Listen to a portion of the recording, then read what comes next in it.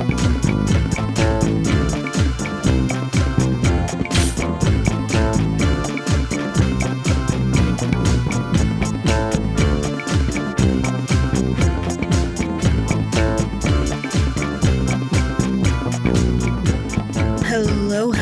and welcome to HHH, the podcast where we talk about those horrible humans in history. I am your host, Angela Pearson, and welcome to today's episode. We are on episode 48 of the HHH podcast, so thank you so much for all of you that have stuck with me and listened to all the episodes. I really do appreciate your support. And if this is your first time tuning in, welcome. We are so glad to have you here, and I hope you enjoy what we talk about. We like to talk about those stories in history that have either gone forgotten or are just kind of spooky. So thanks for tuning in. And before we get started, don't forget to like and subscribe to the channel, and also make sure you're turning on your notifications, because we did used to release these on Wednesdays, but we have now switched to Thursdays. So I don't want you to miss any episodes because we did switch the days. And also be sure you're sharing this with anybody you think would enjoy some true historical crime. These are so fun, and I just want to share it with the world. I'm just doing this for fun, so I'm glad you guys are having fun too. If you're listening, at least I hope you're having fun too. Anyways, today we are covering a truly disturbing individual. And if you were alive in the 90s or even up to 2018, you might have actually heard of this person. But the depth of his evil is going to be shocking, because I think I remember hearing about this person in the 90s, but I didn't fully understand the story. Maybe it was because I was too young to care, or I just really didn't know the depth of what he did. Anyways, his name is Shoko Asahara, which, by the way, this does take place in Japan. So if I butcher any names or words, it's to be expected. If you've listened to any of my podcasts, you know that's just what I do. So just ignore it if I mispronounce it. Anyways, Shoko Asahara is our horrible human in history for the day. He is the founder of the doomsday cult called Aum Shinrikyo. He was behind one of the deadliest terrorist attacks in Japan's history. But how did a legally blind boy from a poor family grow into one of the world's most infamous cult leaders? That's what we're here to find out today. So let's jump into this.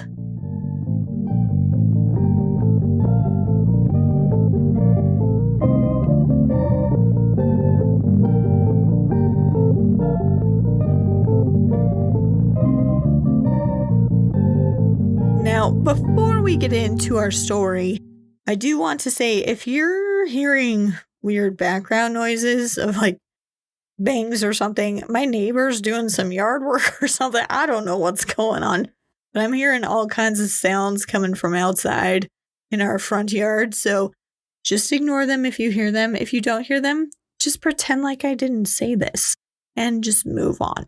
So anyways, Shoko Asahara, our subject of the day, was born under the name, yeah, that's right, he changed his name. He was born under the name Chizuo Matsumoto on March 2nd, 1955 in Kumamoto, Japan. Now, this is another person that we can add to our list of horrible humans who change their name later in life.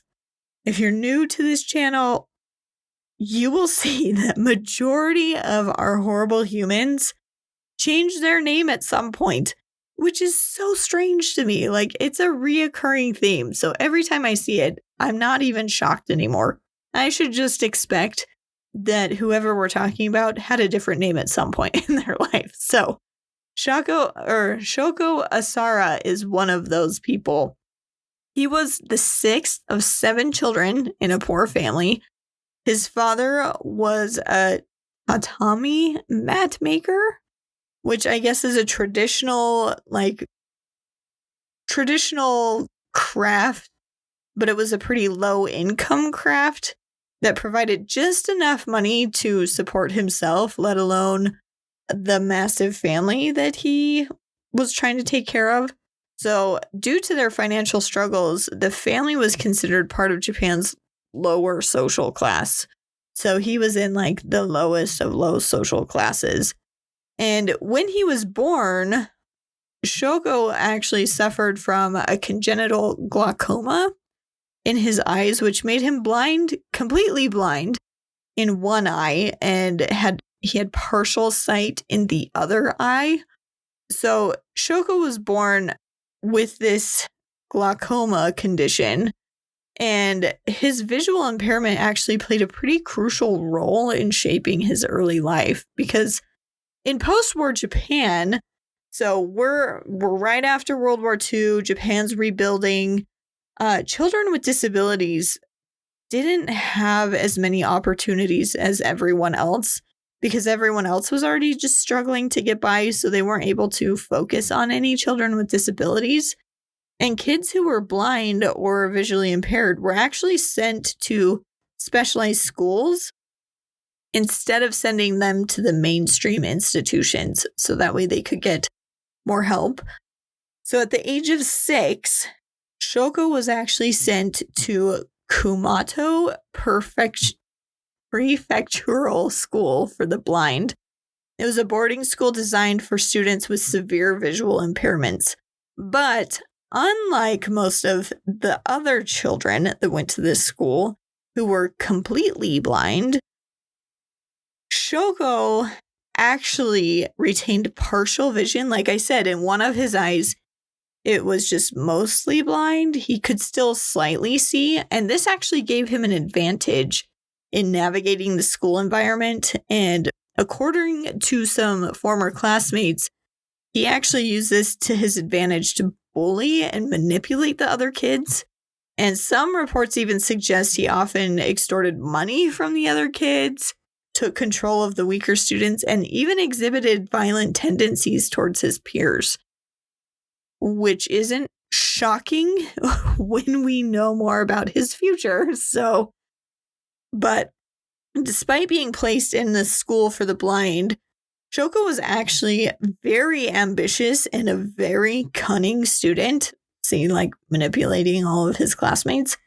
He showed a keen interest in politics, philosophy, and power dynamics, reading about leaders and historical figures. And even at a young age, he expressed a desire for influence and control over others, controlling his peers.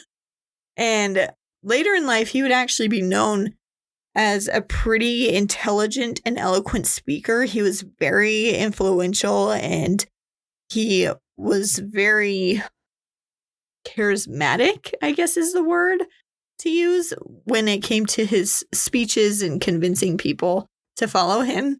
But, we'll kind of get into that a little bit later. But as he approached adulthood, Shoko actually dreamed of becoming a doctor and entering Japan's elite society. He really wanted to escape from his poor upbringing and join the upper class. And so he hoped that pursuing higher education would actually lift him out of poverty, so he attempted to pass Japan's rigorous university entrance exams. Well, unfortunately for him, he actually failed the test. And he didn't just fail the test once, he failed the test multiple times, which dashed his hopes and dreams of having a medical career. But don't worry, this did not stop him. He decided to follow more of a traditional career path for blind individuals in Japan, which was actually acupuncture, which is terrifying. I'm not going to lie. How does he see where he's supposed to put those needles? Anyways, so acupuncture and herbal medicine. So he became more of a natural healer instead of becoming a doctor. These fields were among the very few professional opportunities that were actually available to people with visual impairment at the time.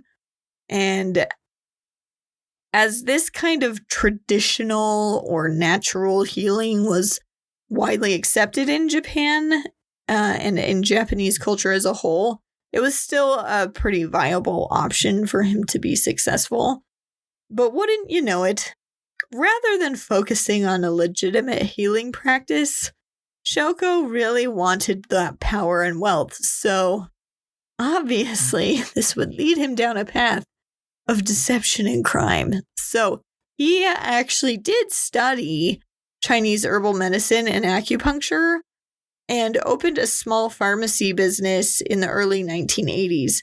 However, instead of actually following what he learned and being a legitimate medical practice, he quickly, obviously, turned to fraud as a means to actually gain the wealth and influence that he was seeking. So Shoko's first known crime was he was selling fraudulent health products. He marketed various herbal concoctions and unproven treatments, claiming that they had miraculous powers and that they would heal people. He would specifically target vulnerable customers, especially those suffering from chronic illnesses or disabilities, promising that he had supernatural powers and these cures had supernatural powers that would cure them of these illnesses. His most infamous scam, besides being a cult leader, obviously, involved a so-called miracle cure. You can't see me, I'm doing air quotations with my fingers. That he claimed could restore health and even grant spiritual enlightenment. Ooh.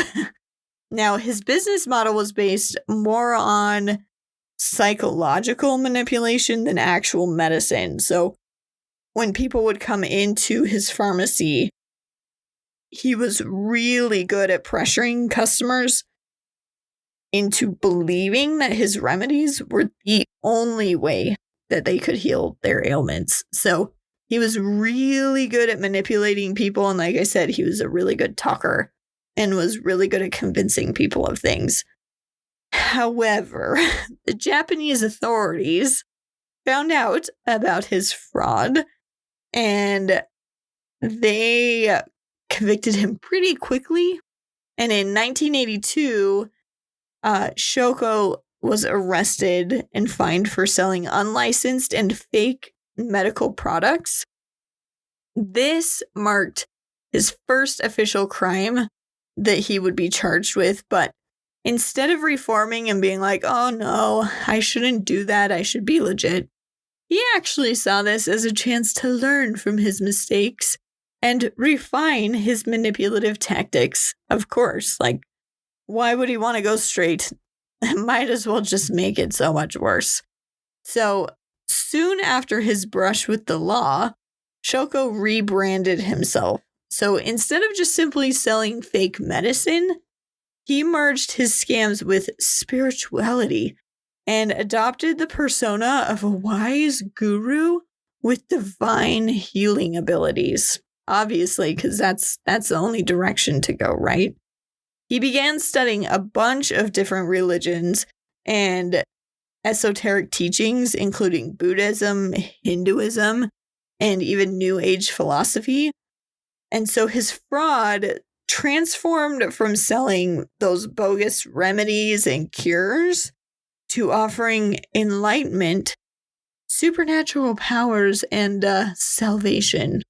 So by the mid-1980s, he had attracted a small but pretty devout following, people who truly believed that his supposed abilities and divine wisdom was real. Obviously, they would think that. This marked the foundation of Aum Shinrikyo, which would be the cult that he would later create and would eventually commit some of the most horrific crimes in modern Japanese history. So But that's spoilers. We got to get to that point first. So Shoko realized that people weren't just looking for physical healing. He realized that they were also all seeking out spiritual guidance and reform. So that's partially why he reinvented himself into a spiritual guru, because it was just another kind of fraud, because he figured out what people were really wanting. So he, to create this new religion, took Buddhism, Hinduism, Christianity, and the New Age philosophy and created Aum Shinrikyo. But it didn't start out as Aum Shinrikyo. So in 1984, Shoko had officially started this small spiritual group, and its first name was Aum Shinsin no Kai, which a rough translation, if I even said it right, translates to Aum Immortal Mountain. So he claimed to have attained enlightenment through very intense meditation, fasting, and a lot of supernatural experiences. And it was at this point in time that he joins our club of name changers. This is when he rebrands himself and changes his name to Shoko Asahara. And this move significantly transformed him into a new spiritual leader that people wanted to follow.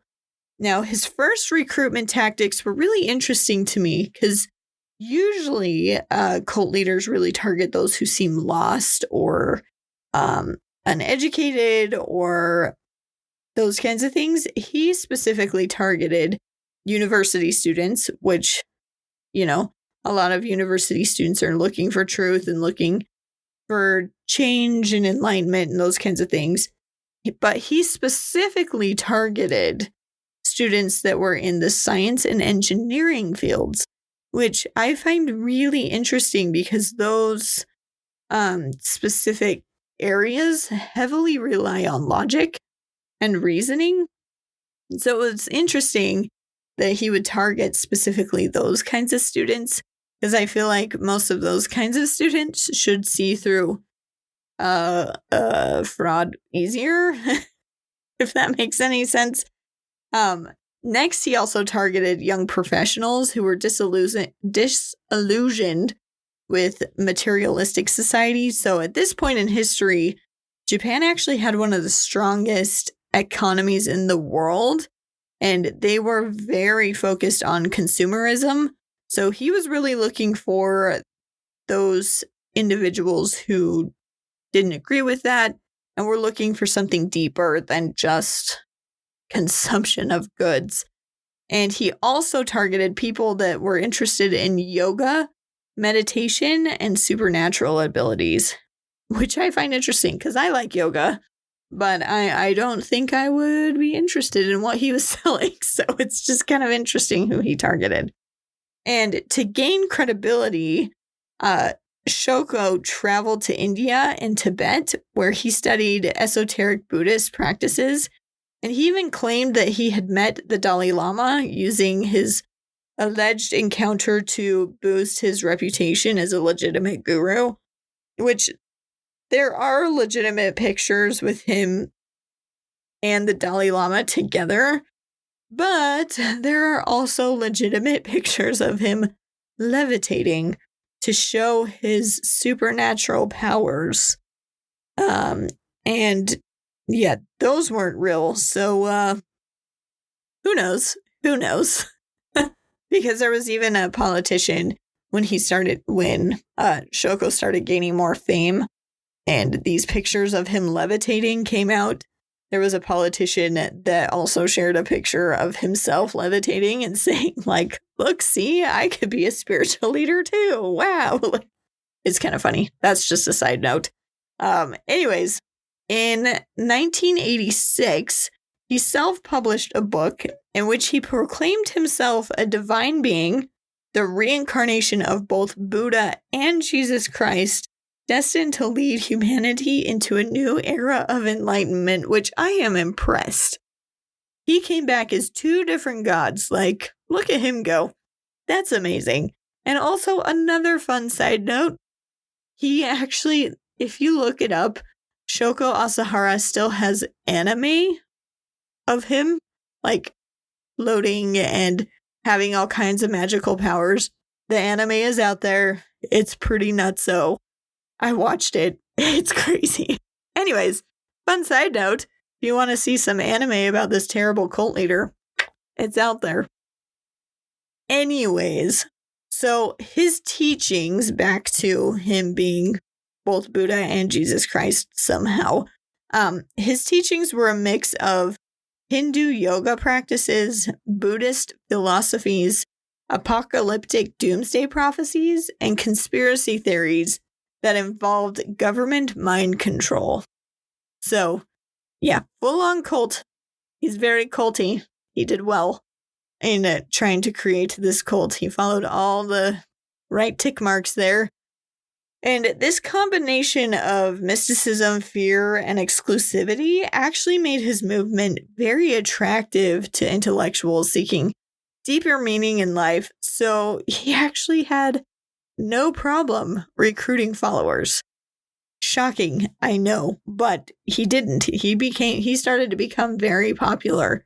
And by 1987, Aum Shinrikyo had grown in popularity, and this actually prompted Shoko to rename it to Aum Shinrikyo. So that translates to Supreme Truth.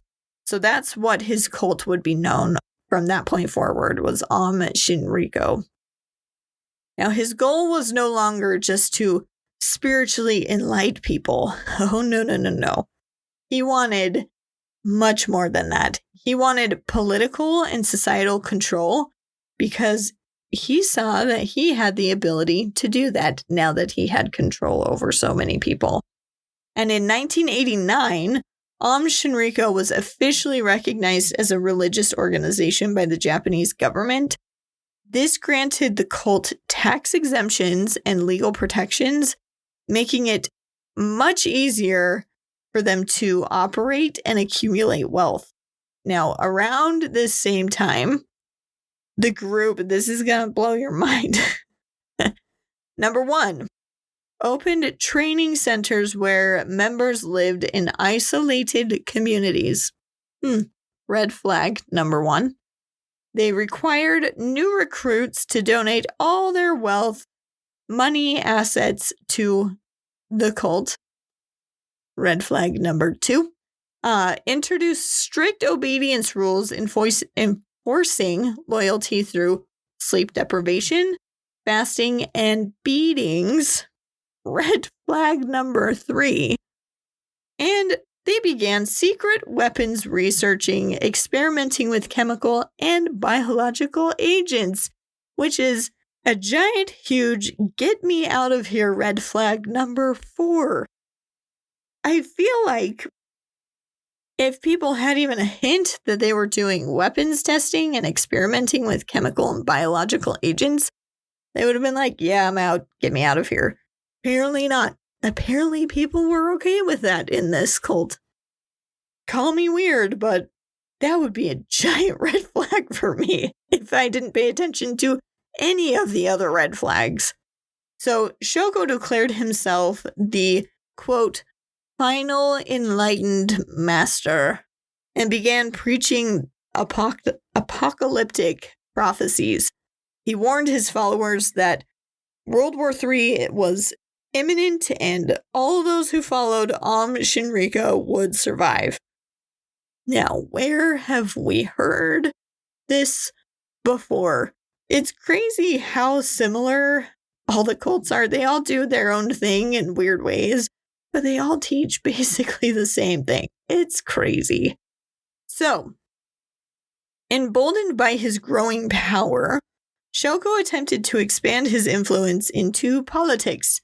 This part of the story is actually pretty hilarious because in 1990, he and several of his cult members ran for office. He made sure that there was someone basically in almost every single race, and they were all running for Japan's parliamentary election. under the Shinrikyo, which was the Truth Party. That's what they called themselves. And their campaign promises consisted of spiritual purification of Japan, eliminating corruption, which, I agree with that. That should happen. But then spreading Aum Shinrikyo's ideology. So 2 of those 3, not great campaign slogans. So the funny thing is, they were overwhelmingly rejected by voters. Like, it wasn't even, they barely got any votes. Like, just maybe a handful out of the millions of people that could have voted. They literally got like a handful.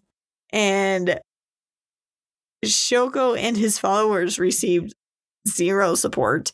And this was a huge loss and a big blow to their movement, because they basically became the laughingstock of Japan, because people thought it was a joke that they were running for office. Now, this was a humiliating failure and actually radicalized Shoko even more, because now he saw Japan's government as an enemy that had to be destroyed. And like I said, crazily enough, this failure marked a huge turning point in the direction of this cult. So before, it was quote unquote peaceful, except they were already doing weapons testing. But Shoko shifted Aum Shinrikyo from a religious movement into a violent terrorist organization determined to bring the apocalypse, even if they had to do it by force. So they weren't going to just wait around for this World War III to happen. They would just bring it on themselves. Because why not? So after this humiliating failure in 1990, he became very paranoid and very, very vengeful. So he convinced himself and his followers that the Japanese government, the United States government, which I don't understand that one. The United States was involved in this. I don't know why. And then secret world powers, all 3 of those things were conspiring against them specifically. And from that point on, Aum Shinrikyo's focus shifted from that spiritual enlightenment to preparing for an apocalyptic war. And like I said, they were going to be the ones to initiate this apocalyptic war. They weren't going to wait around for it. So Shoko preached that World War III was approaching and only his followers would survive. So he claimed that Aum Shinrikyo needed to actually arm itself to defend against a global conspiracy. How did he suggest they arm themselves? Well, I'm glad you asked, because let me tell you, they built weapons factories to develop biological and chemical weapons. Yeah, even further, like full-on factories to do this, not just experimenting in a back corner. No. Actual factories. They experimented with deadly substances like anthrax, VX nerve agent, sarin gas, and even Ebola from Africa. Yeah. They created a private militia training members in combat and survival techniques. So they were gathering weapons, and all during this time, while he's building up his little army, Shoko also eliminated enemies within and outside the cult, using extreme methods to maintain control. For example, I heard this in some of the documentaries that I watched. I was trying to find the exact dates that this kind of stuff happened, but I couldn't find the exact dates. And I couldn't take notes while I was watching the documentary. So you're just going to get the story. So apparently one of the first deaths that occurred within the cult was they were trying to do some advanced yoga methods, quote unquote yoga methods, where they bound one of their members super tight and then hung him upside down, and he ended up dying. And so they just burned his body and then scattered the ashes in a river. And then there were a couple followers that were not comfortable with that and were thinking that maybe they would go to the authorities and report that incident. Well, Shoko couldn't let that happen because they didn't want the authorities to come and investigate because, they're building an army. So they beat those members to death and then burned their bodies and put their ashes in the river. So he was pretty ruthless with just his members, but then it expanded to outside of the cult because one of the first people to publicly challenge Shoko to challenge Aum Shinrikyo, so like the whole cult, was Tsutsumi Sakamoto. And he was a lawyer that was investigating the cult's financial crimes and human rights abuses, because remember, they would beat their members and all kinds of other things.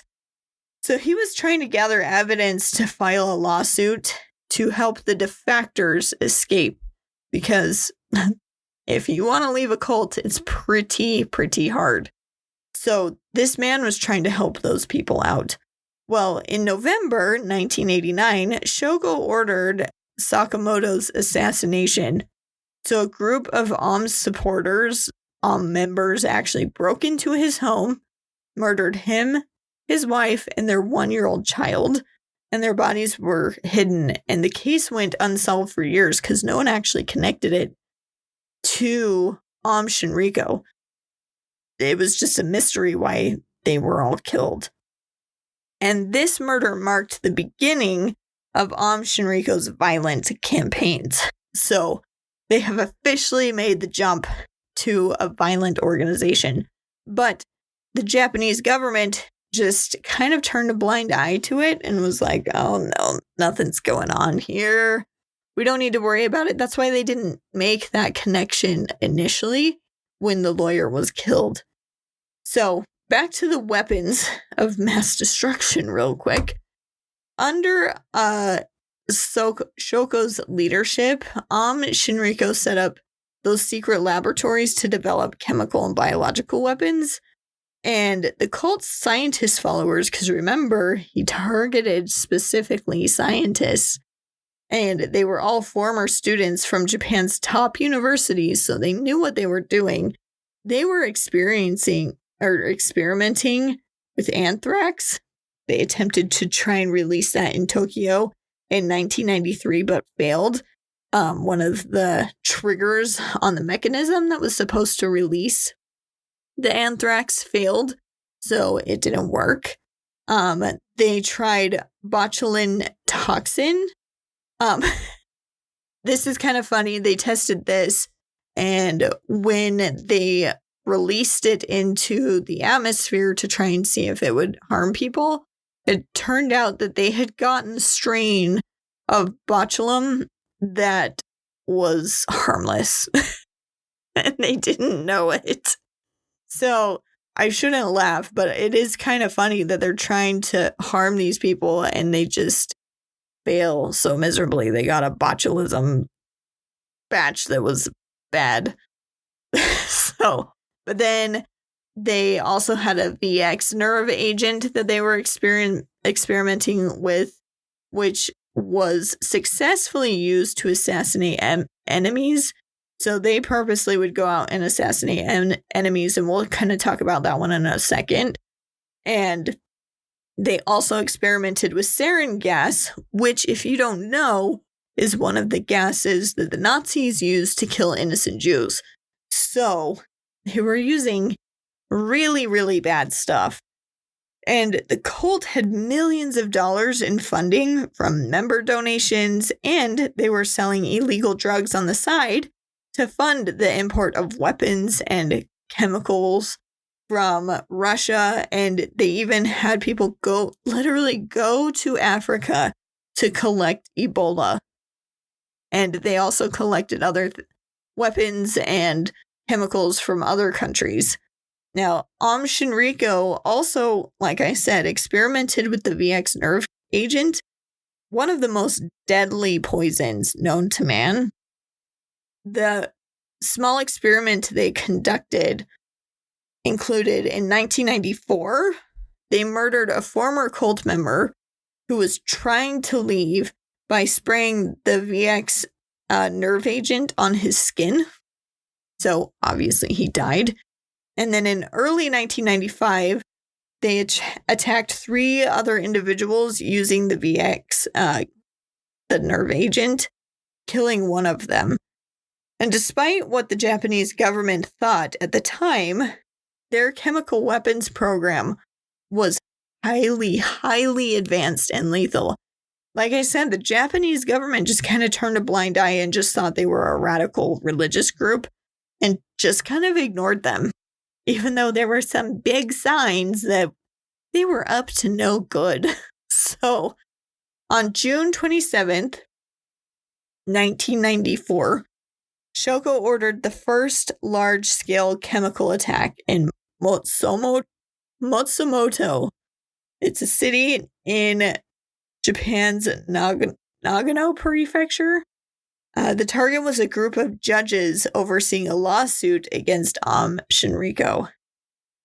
So, this is the other thing that kind of surprises me is these attacks were happening against people who were going against this organization, against this cult, and the authorities didn't put that together. So that kind of blows my mind. But anyways, how did the attack unfold? So what happened was cult members actually released sarin gas from a truck parked near where the judges' apartments actually were. So instead of just killing the judges, the invisible gas actually spread through the air and entered all the nearby homes. So 8 people died and over 500 people were injured. So they were targeting just a couple judges, but ended up killing 8 innocent people and injuring over 500 people. And initially, like I said, this is the mind-blowing thing, the authorities blamed local residents for it. And Aum Shinrikyo went unpunished. No one even suspected them. And the success of this attack actually emboldened Shoko. So he and his followers planned an even larger scale attack. But this time, they were going to do it in Tokyo. So the fact that no one even suspected them was like, oh, okay, we got this. We can go bigger. Let's do it. So on March 20th, 1995, Aum Shinrikyo carried out one of the worst terrorist attacks in Japan's history. So multiple cult members went and jumped on subway trains carrying 2 things. They had a plastic bag filled with a liquid and an umbrella with a very sharp point on the top. Now, when they got on the trains, they all boarded the trains. They would drop the bag on the floor of the train just before the next stop, which, no one's going to be watching people with bags and an umbrella. That seems harmless. Well, just before they would get to the next stop, they would use their sharp, pointy umbrella to puncture the bag, causing the liquid inside to turn into gas form, which was sarin gas, to be exact. Like we talked about, the stuff the Nazis used to kill Jews.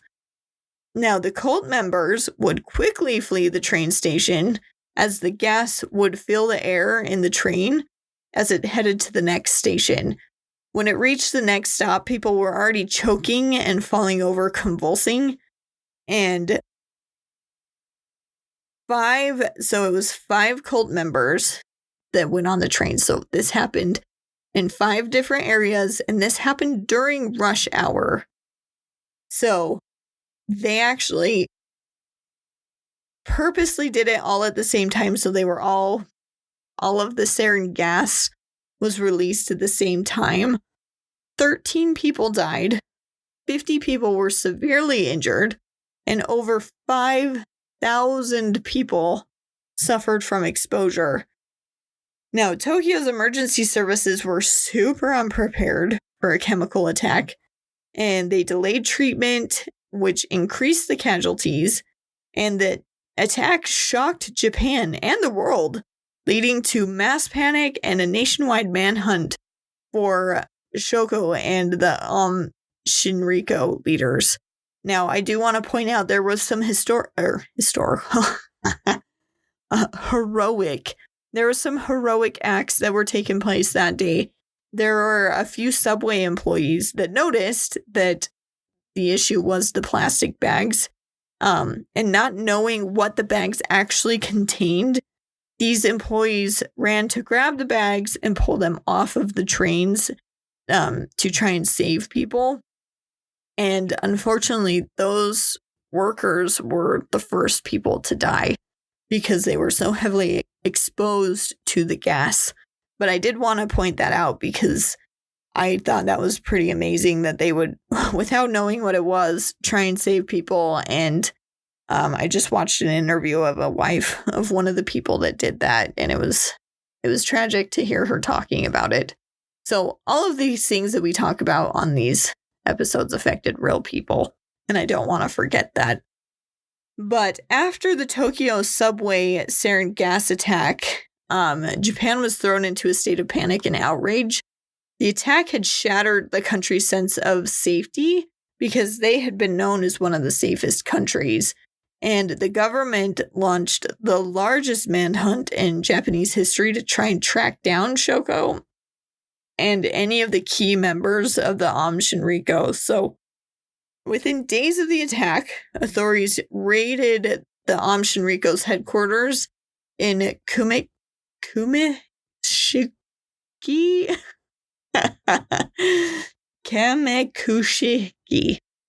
near Mount Fuji. It was near Mount Fuji. We'll just go with that. And what they discovered was shocking. What do you think they discovered? Yeah, all the weapons stockpiled, including guns, explosives, and chemicals. They found all the massive laboratories used for biological and chemical weapons and producing all of those things. They found hundreds of kidnapped cult members, some in prison-like conditions. Yeah, they were holding their own people hostage.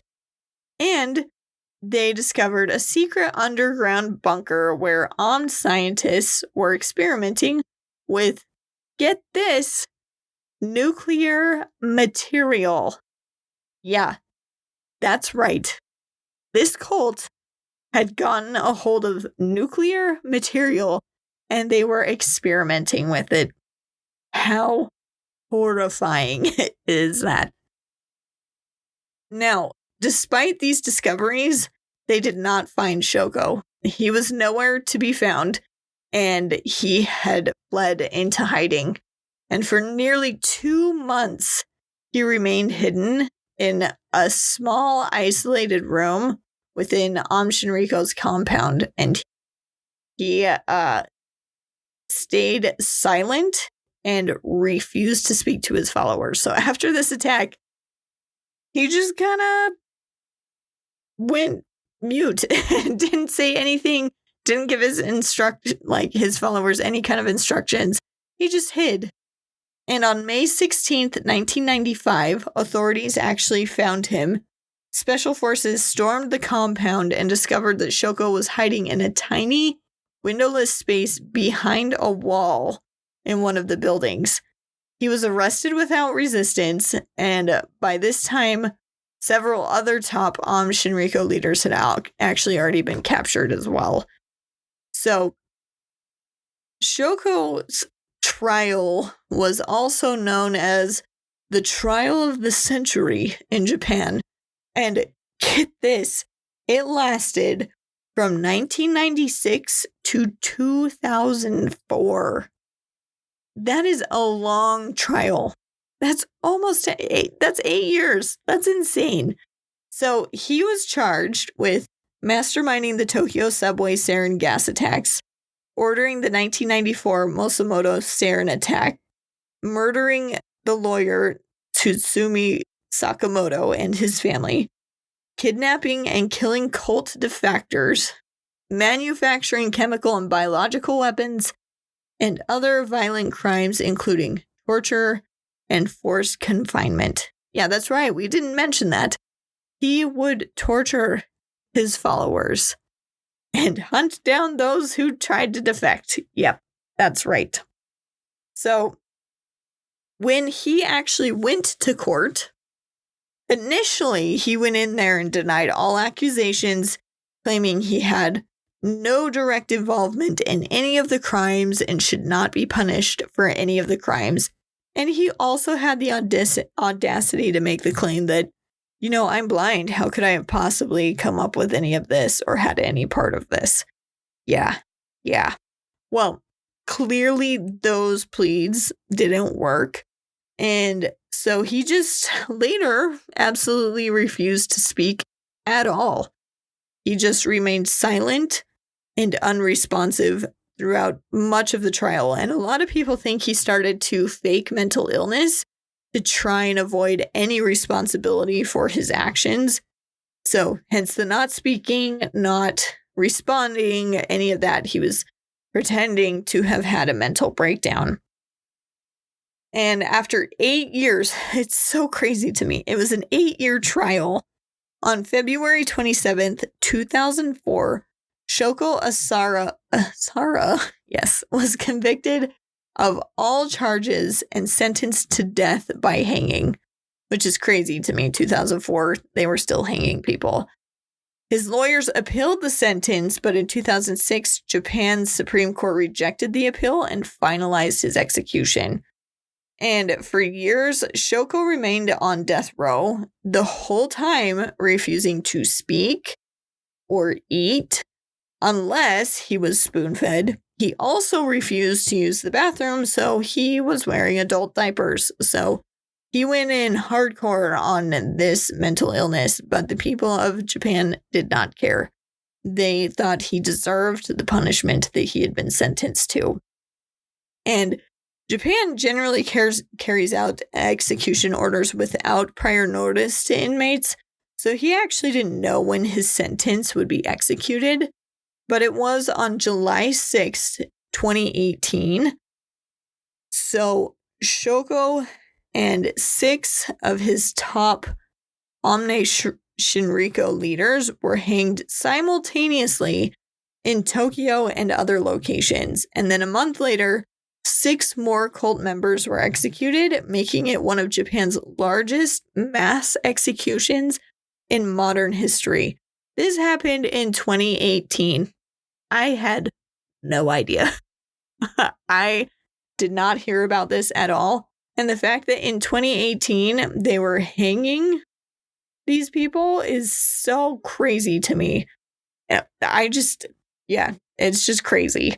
Anyways, in his final moments, his final words were nothing. He said nothing. No apologies, no nothing. He still remained silent.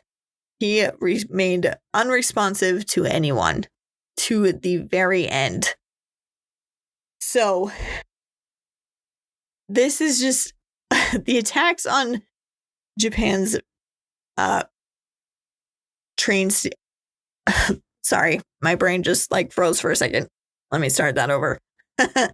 So the attacks changed Japan's perception of religious groups and actually led to stricter laws regulating religious organizations. But it also motivated Japan to improve anti-terrorism policies and create a special counterterrorism police unit. So it did help in the sense that now they're a little bit safer. But it is restrictive towards religions because now they don't trust religions. They gave this religion a chance and they turned out to be crazy and murderous. Now, the official Aum Shinrikyo group disbanded, but they split into different groups. So they rebranded themselves. One part was called the Elif. So this was the main successor group and actually still exists today. Mind-blowing, yes, I know. And then the other group was the Hikari no Wa, They claim to have renounced the Shoko, but remained under government surveillance. So the government's watching them pretty closely. And thousands of followers remain, some still loyal to Shoko and his teachings, which is so crazy to me.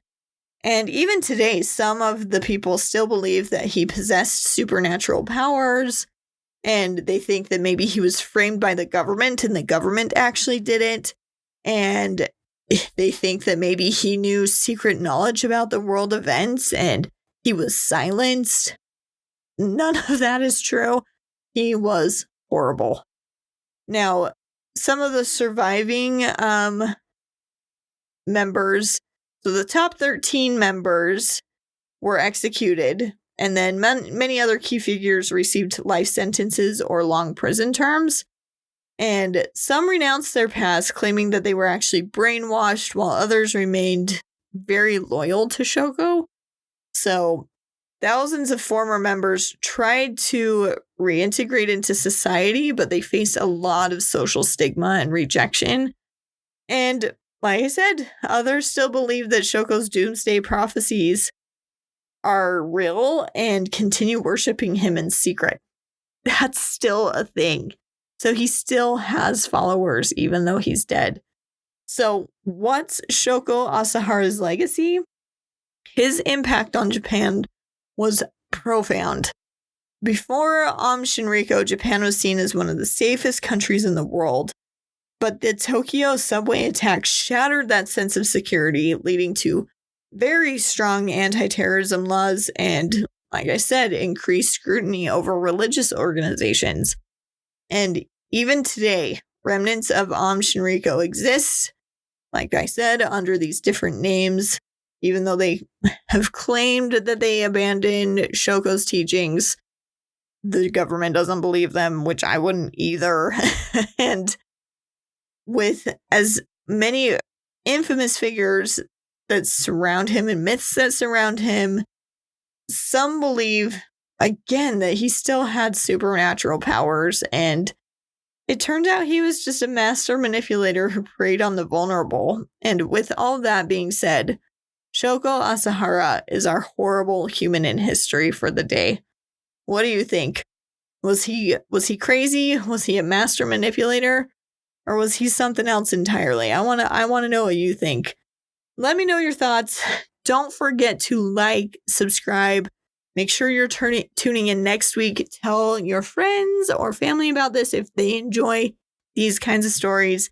But next week, you are going to get a 2-for-1.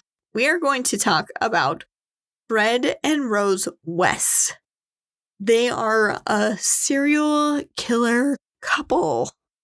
Yeah, their story is nuts. So make sure you tune in next week. Thanks again for tuning in this week to Horrible Humans in History. Reminder, we release these on Thursdays now, so we will see you next Thursday.